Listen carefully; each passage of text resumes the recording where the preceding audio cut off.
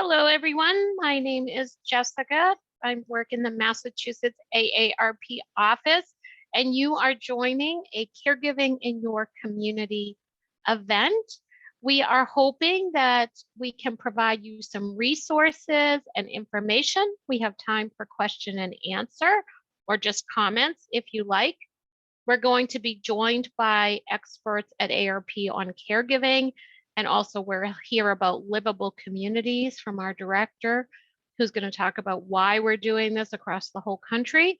We also have local experts, and hopefully they'll be able to drive home some points that are helpful for you right in your own community. And of course, we will be providing lots of resources. You'll hear as we go through that there are lots of ways to find out more information. So at the bottom ribbon along your screen, you should see something that says Q&A and also chat. If you have a question or a comment, you are welcome to put it in there and we will address it. And also these slides and full recording will be sent out to all registrants after the series concludes today. And so we will get them to you so you can have them and all of the resources included. So I'm going to get started by saying, first of all, that we know that caregiving can be overwhelming. We have hundreds of thousands of family caregivers just in Massachusetts alone. And for many people, that means that they are coming to the caregiving journey at a time of crisis. So we have resources, hopefully, that help you if you are in a crisis, but also we want to help you by providing resources for forward thinking, because the probability is that if you are not currently a caregiver, that you might be in the future and you may need care yourself. So with all of that said, I am going to turn it over to our national expert on caregiving, Leslie Cyphers, who will cover some of the reasons ARP is working on this issue and working so hard to make sure that we are better prepared to address some of the challenges that we know you're facing. Thank you, Leslie. Thank you, Jess, for that introduction. Let me go ahead and start. My name is Leslie Cyphers. I work in AARP's family caregiving team in the Washington, D.C. office. I previously worked for AARP Massachusetts for about 2.5 years, so I am happy to be back with you guys today. We're going to talk a little bit about why AARP invests so much time and effort in providing supports for family caregivers and some of the important resources that we have available. AARP is a nonprofit and nonpartisan organization that works to empower people to choose how they live as they age. And one of the ways we do that is by providing planning resources and forms of support for family caregivers. There are over 48 million family caregivers across the country who provide unpaid care for family members and loved ones, whether it is a friend, a neighbor, a grandparent, or a spouse. And AARP advocates for policy changes to help support these caregivers on both a state and a federal level. AARP does a lot of research around family caregiving, and this research has really highlighted the need for resources and supports for those who provide care. In 2020, a study revealed that there was an increase in the number of family caregivers between 2015 and 2020. That increase was about 9.5 million caregivers. So caregivers now encompass more than 1 in 5 Americans. And on the state level, as of 2017, Massachusetts had around 840,000 family caregivers. Obviously, this number is about 5 years old, so it's important to remember that the amount is probably much higher now. These caregivers provided a total of 700 million hours of care to their loved ones. And because of this, it's really important for us to support caregivers on a local and state level. And in order to do that, AARP created state resource guides to help caregivers access key programs, services, and agencies in their community. All of these resource guides can be found at aarp.org/caregiver resource guides. There's an icon for every state. I've also included the URL for the Massachusetts specific resource guide. If you live in Massachusetts and care for a loved one in Massachusetts, that's going to be a great resource for you. But if for some reason you provide care for someone who lives long distance, you can find the guide that's most helpful for you and for your loved one. Another great local resource is the Community Resource Finder, which is a collaboration between AARP and the Alzheimer's Association. That URL is communityresourcefinder.org. This website has a lot of information on programs and events in your area, care at home resources, community and medical services, and housing options. On the website, once you go to the main page, it will ask for your zip code or the zip code of the person you care for. You can type that in and you can find resources specific to your local area. AARP's main website for caregiving resources is the Caregiving Resource Center, which you see here at aarp.org/caregiving. This is where you can access information, content, tools, and all sorts of links. We also have this website available in Spanish. And in addition to this website, we have a toll-free specialized call center, also in English and Spanish, that serves both AARP members and non-members who can call in to receive help and direction in locating specific caregiving resources. One of our most popular and I think most useful resources is the AARP Family Caregiving Guide, previously known as the Prepare to Care Guide. These guides are designed to really help you to develop and implement a caregiving plan for your loved one. And they include information on how to have really hard but vital conversations about the care that your loved one might currently need or might need in the future, ways to assess those needs, tips for organizing important documents, roundup of resources, information on caring for yourself, as well as checklists, medication charts, and contact lists. We have all of these guides available at aarp.org/prepare to care. We have them available in English, Spanish, and Chinese, and we also have versions available for the Asian American, veteran and military, and LGBTQ communities. So the nation's 48 million unpaid family caregivers are not only dedicating a lot of their time and efforts to caring for their loved ones, a lot of them are also spending their own money on caregiving expenses. A 2021 survey showed that the financial hardship that family caregivers face, on average, they spend approximately $7,200 on out-of-pocket caregiving costs per year. About half of caregivers say they use their own money for household-related expenses for their loved one. 30% cover mortgage or rent payments, and 21% have financed home modifications for their loved ones. This is also medical costs also come out of that as well. I'd like to also mention that the COVID-19 pandemic really magnified both the duties and the financial responsibilities of caregivers, with 42% of people saying that during the pandemic, they spent more time and money on caregiving than they had before. So this study really highlighted the need for effective public policy and also the need to really provide financial support for families. So AARP developed this recent guide, a financial workbook for family caregivers to help caregivers get organized financially. It includes a set of worksheets designed to capture essential financial information, split up into the areas of health, housing, money, and future planning. It goes over specific documents that might be useful, creating a monthly budget, and more. And we really recommend, once you fill this out, making a copy of this guide to share with your loved one, but then also with any trusted friend or colleague, along with your Prepare to Care guide in the event that you may need assistance caring for your loved one.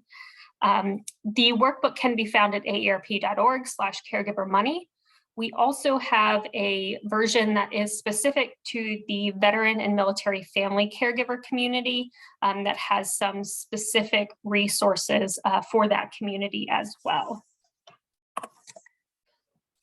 Here are just a few additional resources for caregivers that I thought would be important to mention. The AARP Family Caregiving Facebook group is a private group that is moderated by AARP staff, consultants, and volunteers.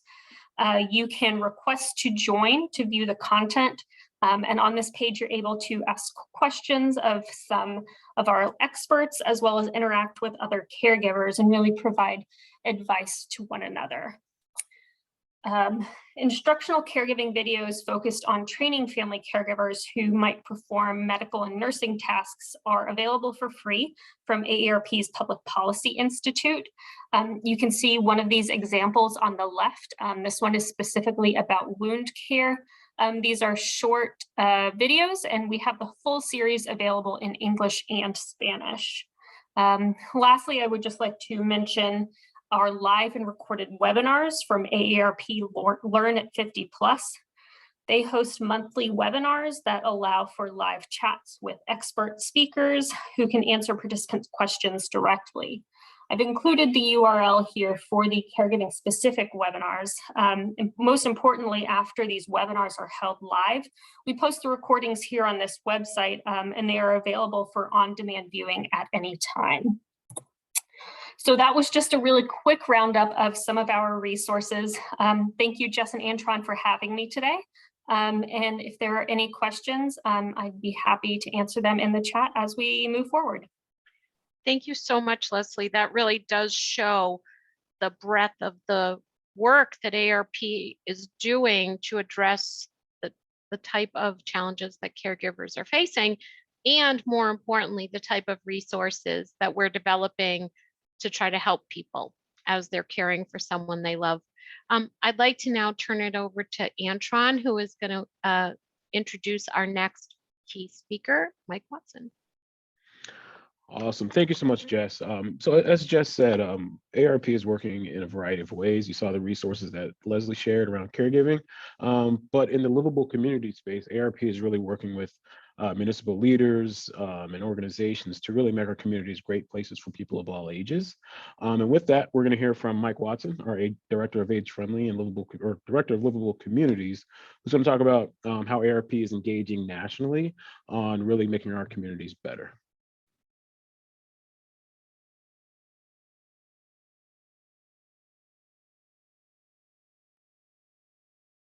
Antron, it's great to be here, and great to hear Leslie share a little bit about the work that AARP is doing to support family caregivers.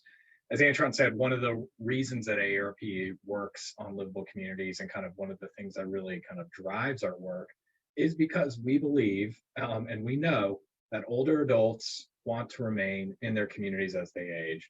Roughly 8 in 10 people from across the country tell us every single year when we ask this survey question that they want to remain in their home as they age, and they want to remain in their community as they age. We also know that this country is getting older, and it's getting older in perpetuity.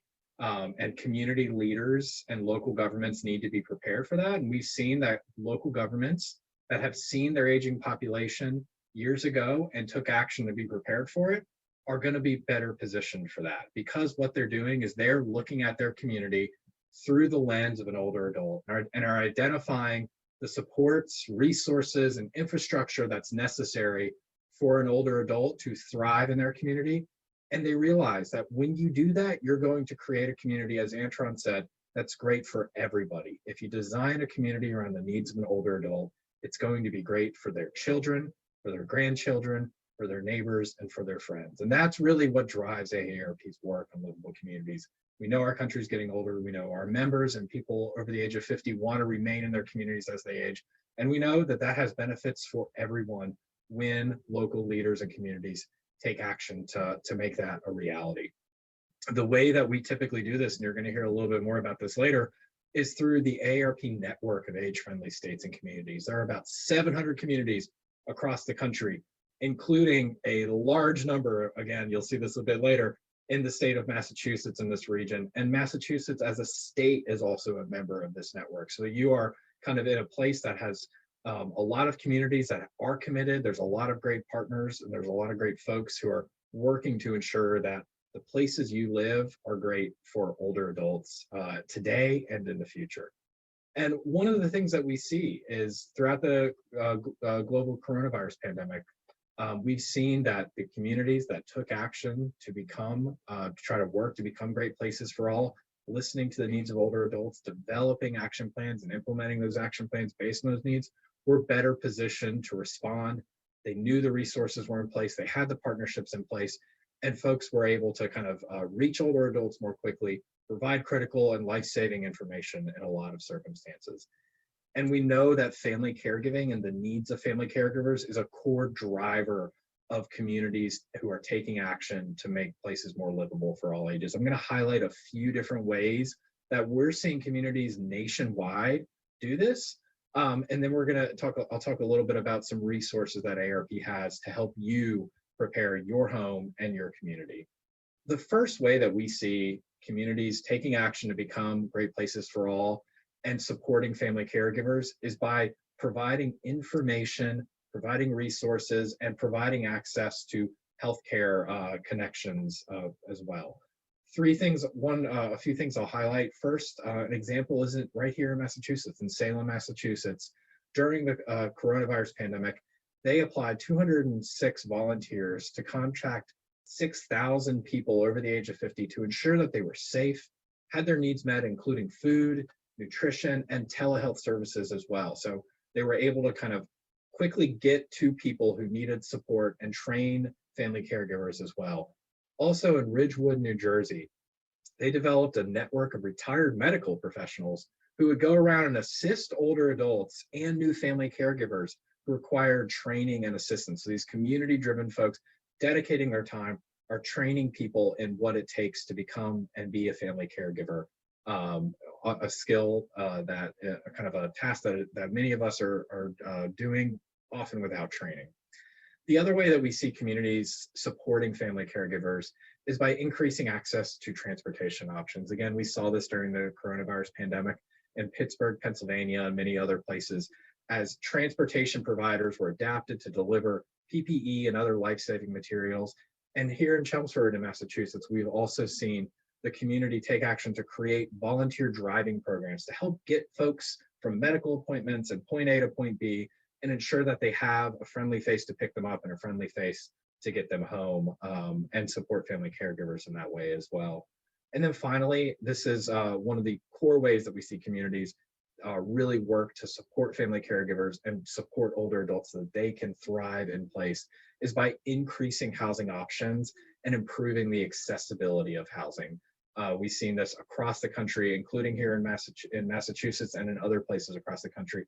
Jackson, Wyoming is a great example where they created a co-housing, co-living kind of program and arrangement so that older adults can be paired up with younger folks in the community to help forge those connections across generations and ensure that there was an affordable living arrangement for both generations. And in Madison, New Jersey, they created a program that was going to help older adults and family caregivers finance accessibility upgrades and projects for their homes to ensure that the home that they lived in could be a home that they could live in the future as well. We also see, and we'll hear a little bit more about this later, communities looking at their policies and really trying to bring in new types of housing options known as accessory dwelling units, or small homes on an existing property that can allow somebody else to live on the property and provide some care for somebody. And we know that about 70% of people over the age of 50 have said that they would consider building or living in an accessory dwelling unit to allow somebody to have to kind of increase their access to care from a family member. So those are several ways that we're seeing it. I want to highlight a few resources that you can use to help you age in place and support your loved ones as they're aging.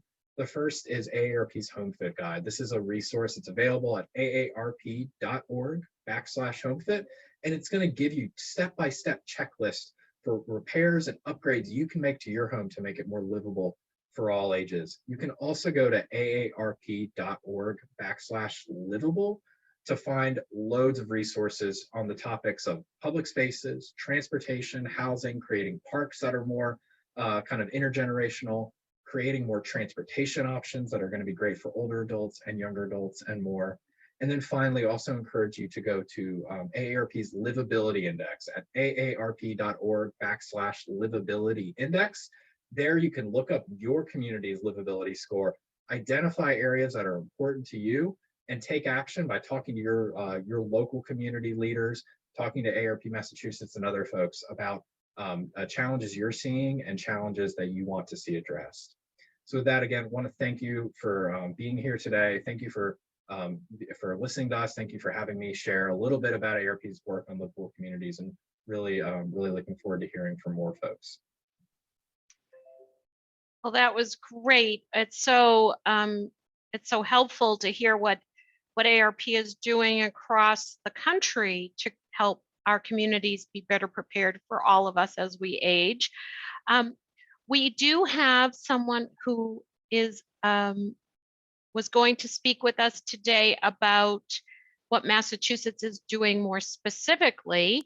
Antron is going to share his information as he had a family emergency.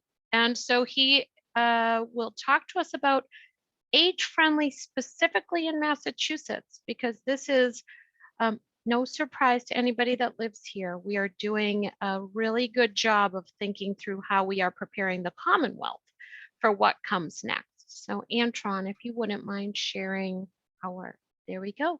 Take it away. Awesome. Thank you so much, Jess, for that, for really transitioning to how ARP and the state, how livable communities are showing up here in Massachusetts. A lot of what Mike said, it really, when we talk about age-friendly community, we're talking about a community that's accessible, equitable, inclusive, safe, and secure and supportive, and really raises the voice of their older adults. Because if we're taking care or meeting the needs of our older adults, we're taking care of every generation. We're talking about their kids, their grandkids, their neighbors, so on and so forth. So that's really what the age-friendly initiative is all about. And here in Massachusetts, we're doing both the age and dementia-friendly processes. And when you think about that, it looks at several domains or pillars. So as Mike mentioned, there's housing, there's transportation, and that includes bikeability, walkability, as well as just public transportation, getting to and from locations around your community. Then we have communications to technology, access, equity, and inclusion, social inclusion and participation, civic participation and employment. That's one that I think we talk about a lot as a key area for, again, raising the voice of our older adults, educating our older adults in the community on how to raise their voice and concerns around issues so that they can, in fact, remain in community. Public safety is another issue area. Obviously, services and health, in community health. As we talk about caregiving, what services are available to you? Is there respite care in your community? Where can you get the needed supports that are necessary to, again, help you to stay in community? In addition to that, we have our outdoor spaces. That's talking about our parks, talking about our public buildings that people are entering on a regular basis. Are they accessible? Can you find the information you need for where you're trying to get to? So we look at Massachusetts, the map here, all of the red hearts are communities that are have been recognized by ARP as raising their hands and committing to becoming age-friendly communities. So we have over 90 communities here in Massachusetts that are currently pursuing that effort. The green circles are communities who have expressed an interest.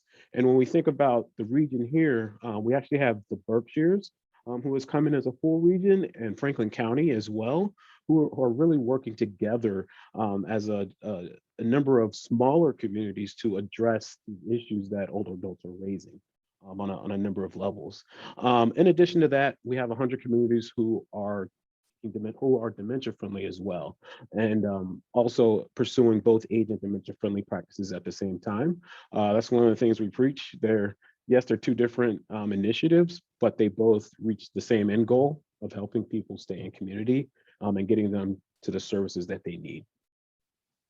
Additionally, here we're looking at communities who are trying to implement these age and dementia friendly practices into master plans as well, which has been huge here in the past couple of years. Now you think about on the ground level, what this looks like. It can be a variety of organizations that are leading the efforts. In some cases in Salem, it was a lead volunteer that partnered with the city to really bring this initiative to fruition. In other areas, there's the ASAPs who are leading it. The Ponset River Chamber of Commerce is leading it in their general area. Franklin County Council of Governments is really leading an age-friendly initiative with LifePath, I should say, is leading an initiative in Franklin County. So there is no one way for this initiative to be carried out. It's really just, it's about communities collaborating with each other.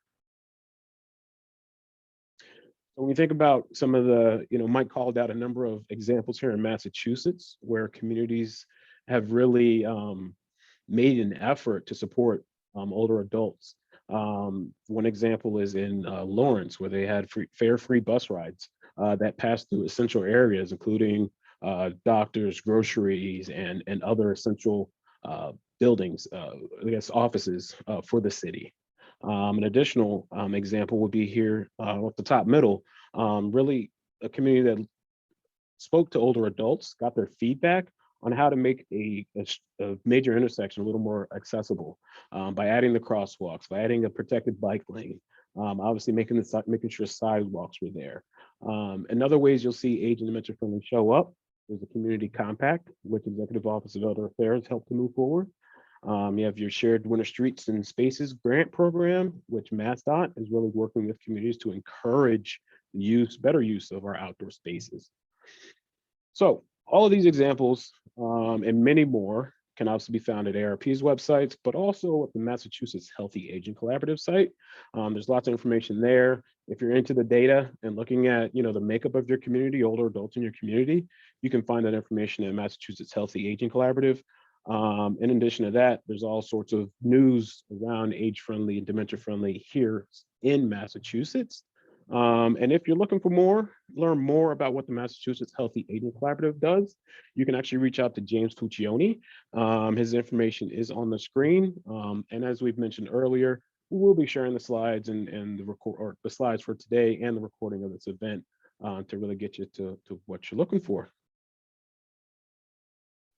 So thank you, Antron. That was a lot of great information, and it's nice to know that we have such good partners in our communities that want to engage with this. One of the things I think that's most helpful for people is to know that we're trying to come up with a no wrong door approach. And so if you come to ARP, as you've seen, plenty of resources available, and we're always happy to try to point you in the direction that is most helpful. But I really think that sometimes the person who is closest to the community is the best resource. And we are really fortunate today to have Mackenzie Plass, who is right in our local community, doing the work, helping real people, as we say. And so I'm going to turn it over to Mackenzie to share some things specifically around caregiving that she is a resource on. So thank you, Mackenzie, for joining us. Thank you, Jessica. Glad to be here today.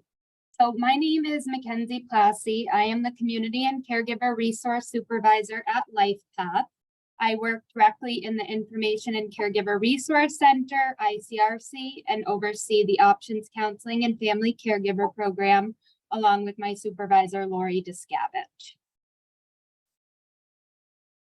So a brief overview of LifePath. LifePath is a nonprofit organization serving older people, people with disabilities, and caregivers in Western and Central Massachusetts. We help people stay independent in their homes and communities.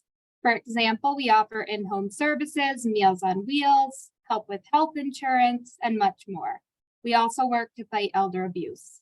We coordinate the right services for each person using a variety of providers and programs. Services might be personal care, meals, housing, transportation, emotional support, education, help managing medications, and much more. We work with people of all incomes. Some services are subsidized or covered by insurance, while others are paid for privately, and many are in between. So the first step to help caregivers at LifePath is the Information and Caregiver Resource Center. ICRC is the hub of the agency and should be the first stop on the way to finding solutions. They can help with any issue pertaining to elders, persons with disabilities, their caregivers, and the professionals who work with them. We also help navigate the maze of options available and advocate for those in need. We are a resource for many of our area professionals, hospitals, nursing facilities, and community partners. We provide resources for local, statewide, and national services and programs. At LifePath, we have a family caregiver program, which is run by our community options resource specialists / our family caregiver specialists. This program offers care advisement and information and referral services that are free to all elders, their family members, and their caregivers in Franklin County and the North Quabbin region. The family caregiver program provides elders and caregivers with information about the following: Alzheimer's disease and memory disorders, housing, information about nursing facilities, caregiving and caregiver respite services, elder law education, in-home care, and short-term care services. A family caregiver specialist facilitates sessions in person or by phone, including assistance with planning and providing an assessment, as well as recommendations and resources to meet your unique needs as a caregiver. A follow-up packet is mailed to the caregiver following the session, and the family caregiver specialist facilitates a follow-up call following the session to check in and see how the caregiver is doing. And I've provided a list of our program and services available at LifePath. And like they said before, this will be shared with everyone. So specific resources for caregivers offered by LifePath. The Silver Line, a directory of resources for elders, caregivers, and persons with disabilities. The Silver Line is the gateway that serves to introduce people in our community to the wide variety of resources and supports available to elders, persons with disabilities, families, and those helping to provide the direct care. Individuals are encouraged to call LifePath to request a copy of our Silver Line. And you can do that by contacting ICRC directly. We'll be happy to mail them to you, or you can also download it as a searchable PDF document. We also have the Caregiver Peer-to-Peer Phone Pal program, which matches caregivers with similar interests and experiences.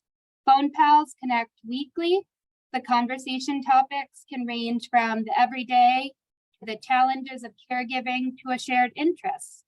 The program allows you to be the peer and receive the support, or be the one providing the support to other caregivers. We also have dementia caregiver support, including our dementia coaching program, which is a part of the LifePath's Clinical Services Department. One-on-one dementia coaching sessions are available through home visits, telephone, and video conferencing.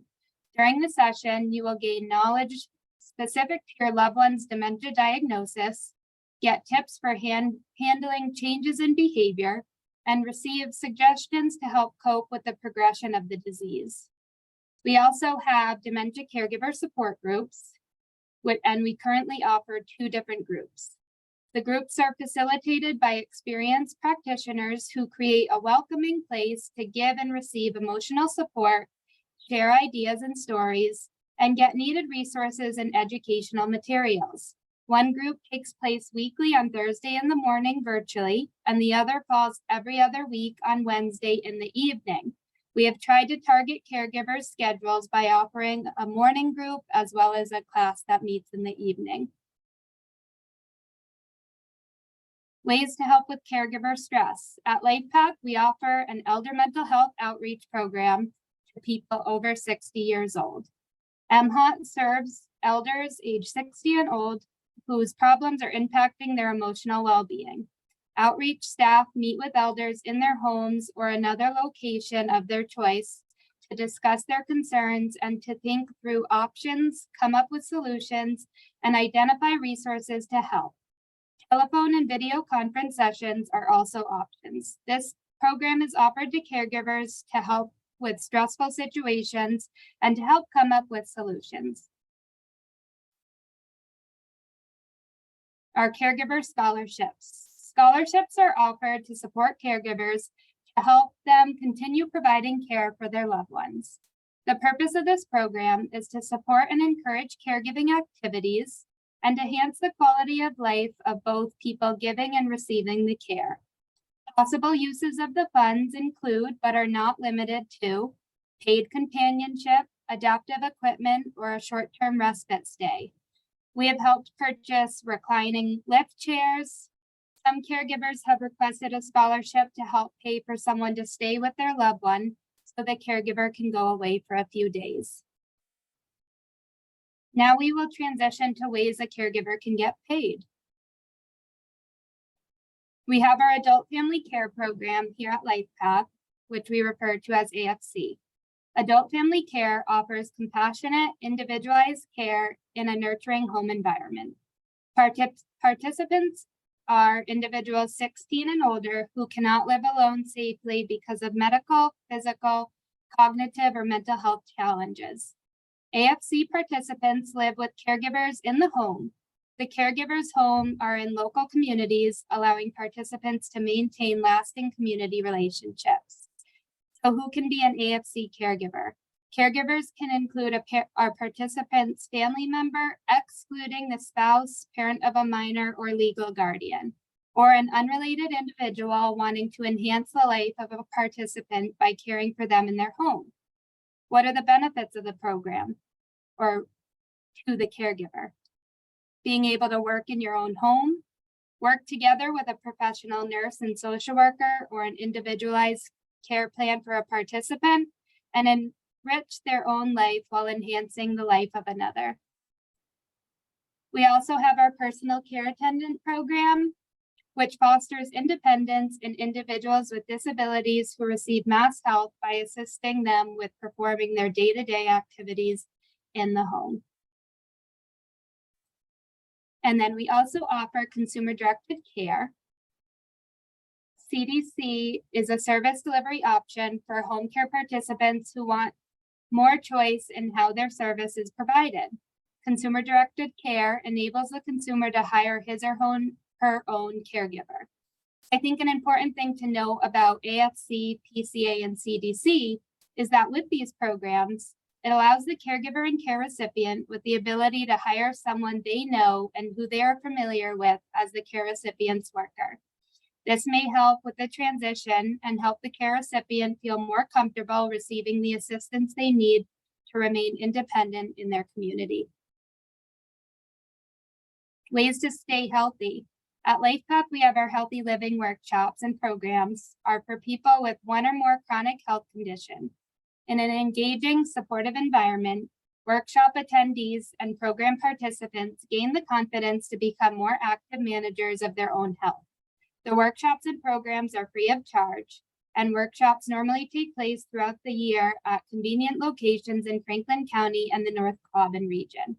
They are currently being offered remotely, and caregivers and loved ones are welcome to attend.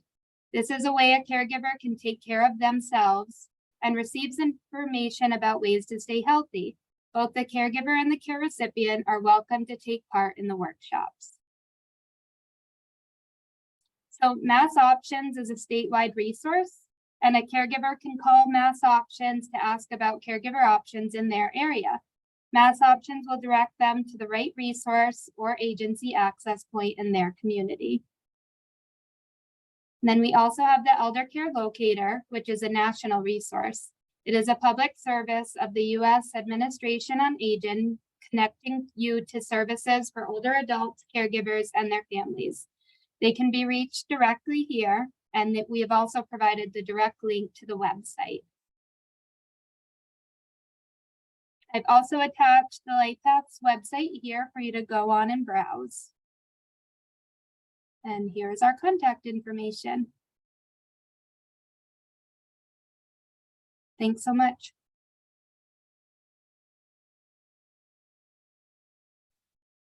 Thank you so much, Mackenzie, for sharing all those resources, specific to your area, as well as for the statewide and the national resource as well.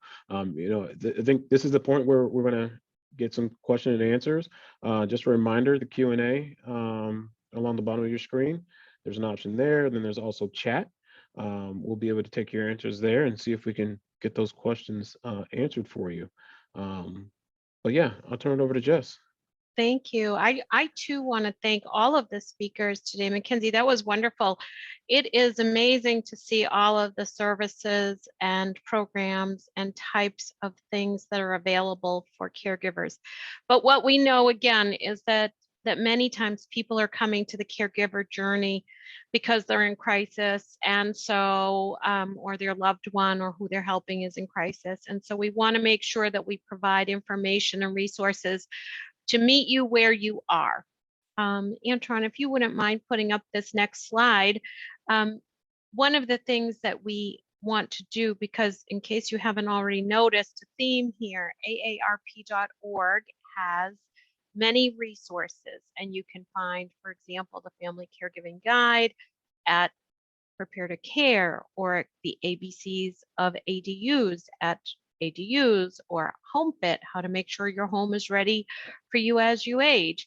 But a good point to start, if you can't think of what these names are, or quite frankly, you just don't even want to think about that, you can just go to the search bar on our website, and you can just start at aarp.org, and you can put in caregiver, and you'll be plowed to the Caregiver Resource Center, which is a really wide scope of information, and you can start from there. But you can also be in touch with me and Antron, and we will be happy to try to direct you more specifically. One of the things that has been mentioned is what else ARP is doing and how we are making big, broad policies to help people as they age, and caregivers in particular. If you are interested in knowing what is going on the policy side, you can sign up with us for an alert that gives you more regular updates specifically related to policy, and it's at arp.org/get-involved. For example, this year in Massachusetts, we worked to try to get a caregiver tax credit for caregivers. Now, it didn't make it across the finish line, so we're going to try again with state legislators. But what it will do when it's passed is provide $1,500 in a refundable tax credit to caregivers. There are some eligibility requirements, but they're quite broad, because we know, we've heard, especially from Leslie in that beginning segment, that it is caregivers who are spending a lot of their own money out of pocket to help care for someone they love. And we know you do it most of the time because it's someone you love and you do it willingly, but it's expensive. And also being engaged at the community level to tell elected officials and policymakers what would make your community better, what you are the best person to help shape some of those policies.